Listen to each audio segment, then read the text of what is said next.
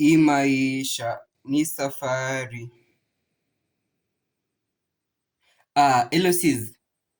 Niko poa. Unakuja leo? Unakuja na boyfriend yako? Na so kama unakuja na boyfriend yako, hiyo inanikonzana aje? Ati anakuja kukaa for 1 week. Si tutakaa basi na yeye. Ati siwezi kaa, itakuwa weird. So unasema nitafute place nitaenda kulala for the next 1 week? Yani sister, now you are choosing your boyfriend over me. Nimekuwa for your life like 10 years, na huyo boyfriend yako amekuwa there for 2 years, na then sasa ndo unamchoose. Niende nikalale kwa Uncle Jeff, na unajua vile familia yake imejaa, tena ni single room. Kitu umenifanyia si mzuri, lakini God is there for me. God is there for me.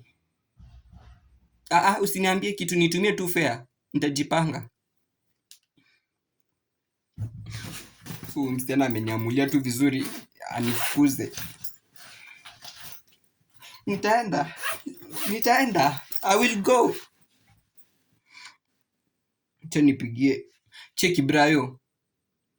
Hapa hivi kuna story nyingine ngori, nitakuja nikupigie nikikuja kwenu huko, ndo nakuja kulala. Cheki tuongee story kesho. Yani tu hivyo tu ndo ameamua kunifanyia.